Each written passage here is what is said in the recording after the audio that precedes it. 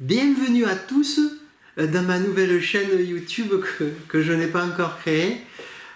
Aujourd'hui, je vous présente une nouvelle vidéo qui est la première. Je me présente, je m'appelle Jean-Maurice et je suis expert en déballage.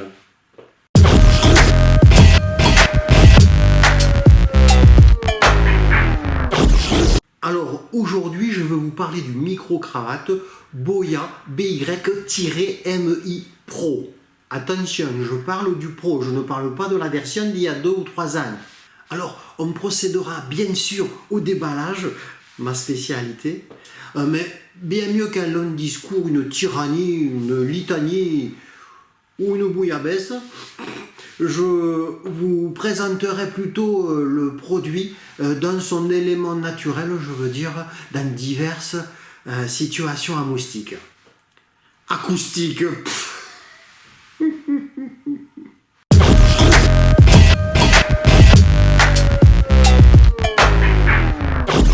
Alors c'est parti. Voilà la bête. Alors comme vous pouvez le voir, une finition parfaite pour l'emballage, on le voit, papier bulle entièrement composé en polyéthylène, imprimé en flexographie de couleur, vous pouvez le voir. Ils sont quand même forts chez Amazon. Oh, voilà la bête, je vous l'avais dit, il est bien marqué BY-MEM Pro. Alors nous allons voir la différence entre le Pro et le normal, c'est la nouvelle génération. Attention, c'est parti. Carton magnifique encore une fois, hein, qui n'est pas sans rappeler le bleu de l'emballage de Amazon. C'est quand même, moi je dis, parfait, hein, on évite la faute de goût. Voilà, la boîte est vide. Alors nous avons ici une superbe notice, imprimée en offset 90 grammes, papier glacé je dirais même, avec une notice superbement bien faite. Hein, c'est magnifique pour tous ceux qui ont pris chinois première langue, ou anglais. Bon, passons maintenant à l'objet du délit, j'ai nommé le micro-cravate. Quand on le déballe, le micro-cravate, on se rend compte qu'il y a, point micro, ça c'est un détail, voilà une pochette qui t'empêche l'humidité dans le produit. Ça c'est génial. Et encore une fois, je ne veux pas être trop lourd avec le sujet, mais encore une fois, les couleurs, la gamme chromatique des bleus est respectée. Moi je trouve ça magnifique. Ensuite nous avons dans la pochette différents petits accessoires. Nous avons la bonnette que je vais ouvrir tout de suite. La bonnette ici, très utile quand il y a beaucoup de vent. On verra après comment ça se monte. Nous avons ici un adaptateur au jack pour ceux qui ont des gros jacks. Moi personnellement j'ai un petit jack, mais ma femme s'en contente très bien, mais on ne sait jamais. Ici on peut le constater, on a un super long câble. Il est enroulé, on ne se rend pas compte, c'est normal. Mais si on enlève la petite protection ici, on se rend compte que le câble fait quand même plus de 100 mètres.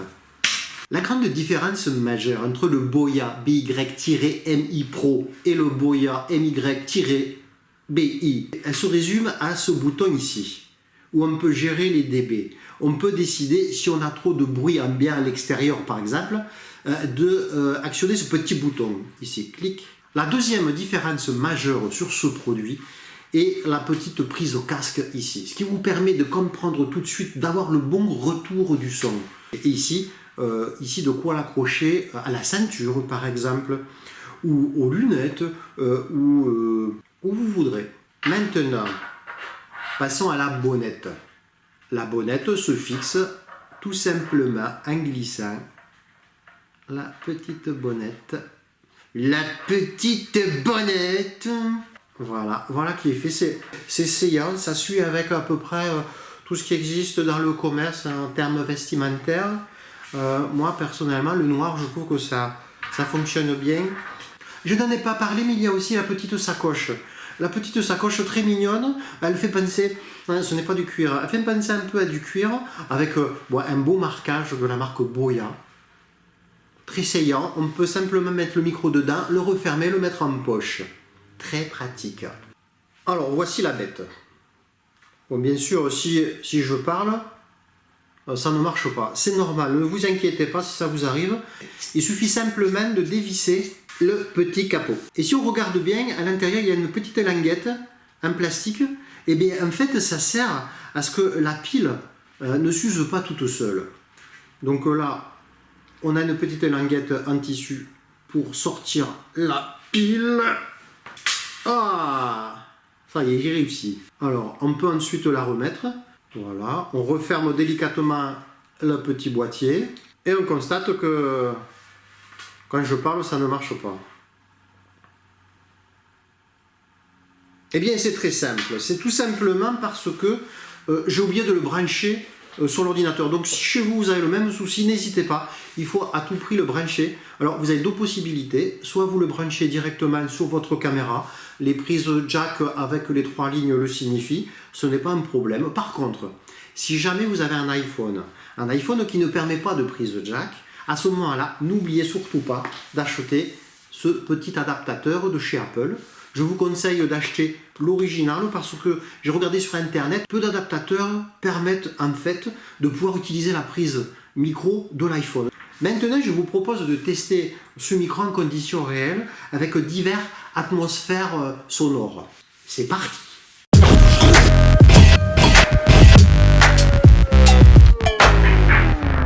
Maintenant, vous entendez cette vidéo avec le vrai son du micro. Le micro qui est ici. J'ai oublié de vous préciser l'intérêt de ces deux petits boutons, enfin ce petit bouton ici, caméra et smartphone. En fait, ce n'est pas du tout la même technologie. Et si vous utilisez la caméra, surtout il faut vous mettre sur la position caméra. C'est écrit dessus.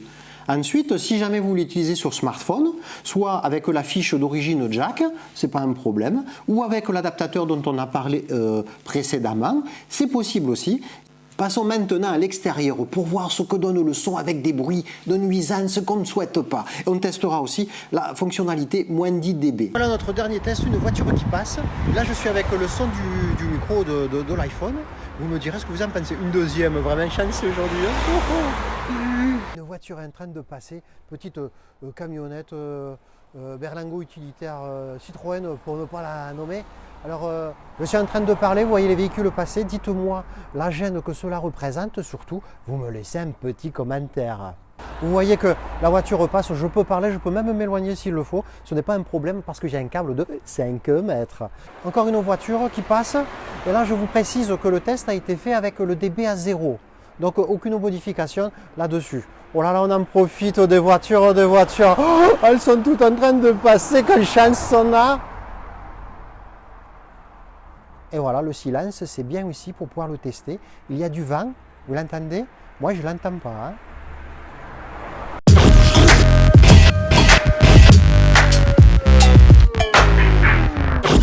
Allez, le montage est fini. L'heure est maintenant à la conclusion. Vous l'aurez remarqué, le Boya se comporte de façon différente suivant les ambiances sonores. En plus, connecté à la caméra ou à l'iPhone, le résultat est complètement différent. Personnellement, dans mon cas précis, lorsque je connecte le Boya lorsque je connecte mon Boya à ma caméra, eh bien, ça me génère un bruit. J'obtiens un bruit de fond assez désagréable que j'ai dû un peu modifier en post-production. Alors que sur l'iPhone, ça fonctionne super bien. Petit coquinou. En extérieur maintenant, pour l'iPhone, éloigné de mon orifice buccal, eh bien, il ne faut pas être un génie pour comprendre que le son est parasité pour tout ce qui se trouve entre les deux. Donc, le micro est hyper important. Le Boya en extérieur s'en sort bien mieux. En utilisation normale, dB 0, je trouve que le son est correct. Même si quand même je trouve que les bruits extérieurs sont un peu présents. Et parfois même, j'ai eu des crêtes. Pas bon. Alors, 0 dB, moins 10 dB. Mais quel dilemme! Eureka! Je pense avoir la solution. C'est ce que j'ai fait en extérieur. Quand j'ai filmé à moins 10 dB, je suis retourné sur ma table de montage. J'ai rajouté artificiellement 10 dB sur la piste son.